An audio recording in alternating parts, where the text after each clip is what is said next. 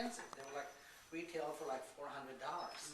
And Bergdorf said, we'll take that, it's fabulous. So Bergdorf bought the line, and like 2 days later, this idiot, How do you really feel about him? oh, I hate it. It was not a good marriage. Did I mention that? 2 days later, the guy from Sam's Club. Sam's Club came shopping, and the guy says, oh, I love those crystal wreaths. He said, oh, fine, I'll make you one. I said, you can't. Those are exclusive for Bergdorf's. He said, if I make it an inch smaller, it'll be exclusive. I said, well, Bergdorf catches you, it's your ass, not mine. I said, I don't care what you do. I said, I am out of here. I just thought, okay. It just wasn't that, it's all of a sudden became non-fun. I love these are again Chinese copies of wonderful Italian porcelains. I love the twisted handle. They got it. I mean, they're very smart. I mean, they're all basically colorblind. The colors that they used were always so bright and so garish. And I finally said, nobody mixes paints like the Italians. Nobody can full paint. Nobody can make something look old like the Italians. And I brought in a whole Italian crew to teach them how to do faux painting, how to mix these nasty faded colors that looked, fabulous. And I would go in the office and wait till he was looking, and I would go in the office. And I could just push on the computer, RM1, everything was RM1, RM2, RM, whatever, things I made. I could just push that number on the computer and say, oh, we sold 300,000 of that last year. I said, gosh, we're making so much money out of me. I don't care.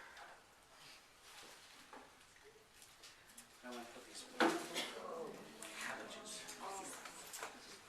Again, this is very gray, dreary kind of almost green. And this is, there's a lot of blue in this greens. It gets very deep. So I want these wonderful light cabbages. Just worked in here. And they had tons of leaves on them, and I picked off 9/10 of the leaves. Just wanted this wonderful green white center, which I adore. I love these things. Again, we know, I've said this several times, because they're cabbages, they're going to have a fragrance after a couple of days. So when I first get these, I put them into a glass vase of half Clorox and half water. So I do any smelly flower, like Casablanca lilies, eucalyptus, anything that smells strong, marigolds in the summertime, to get rid of that fragrance. Just put them into Clorox and water, and it just takes all the fragrance out of it. But I love this. These are, I told you the story about the wedding I had. This is what the bridesmaids carried, these and stems of Cymbidium orchids. They were gorgeous. Gorgeous. The mother didn't get it. Carrying cabbages. I know it's cabbages. Then I want to put in here some of this wonderful brown magnolia. Brown green. Yeah. That mossy kind of. I have so many pieces in these boxes. As I work on something this weekend, I would just shove pieces in the box and this goes with this one, this goes here. Ron, when you put the Clorox with the water, does it It just takes it doesn't do a the thing. smell away? Does it kill the flower? No, not at all.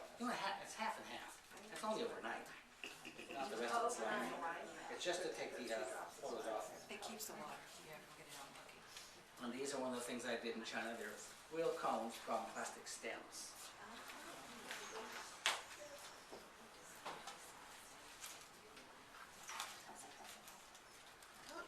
It's nice that I still see in stores. I mean, once something was done for, Bergdorf's 1 year, then it could be for somebody else the following year. I still see stuff in stores for sale that I did. I thought, oh my God, is this stuff ever going to be out? But most of it was pretty classic and timeless. And I love these silk magnolia leaves of this wonderful brownish color. They come in gold, brown. I'm crazy about this brown. Anything that's brown and green, I'm a real sucker for. This color I see in my house is fabulous. This works for me. And it still has, you know, a Christmas feel without being totally Christmas red and green. And I just took off some single leaves and wired them. Oh, let me finish off this front and I'll turn around and do the other side. I just took some of this wonderful brown ribbon, which had that same kind of shade as the magnolia leaf, cut it into little pieces, and wired it onto picks, just to pick up that wonderful color through here. And I love the little bit of sheen that this ribbon has. Again, your eye just catches the sheen on this, and it works. And I always say to these class, the hardest part is getting all the pieces together. Yeah. It takes me all day to find this branch, I need this here, and I have to make some loops here, and I need to find all the junk. Anybody can make the arrangement. But just, it's getting the pieces. It's finding good stuff. It's like cooking meat. Any fool can read and cook. It's just getting all the ingredients together takes forever. But I love, but again, you know, I find that in my house, I keep a box. See, I really do keep it together. A box of all the pieces that go in this. So I've always got the brown magnolia leaves, the brown cones, the brown things all together. The next time I want to do it, it takes me 3 seconds. I keep all the stuff, when I put it away, I keep it all attached in the same exact place. Do you store this at the warehouse? Huh? Do you store all this at the warehouse? Not all of it, honey, unfortunately. A lot of it gets stored at the warehouse, but a lot of it goes home.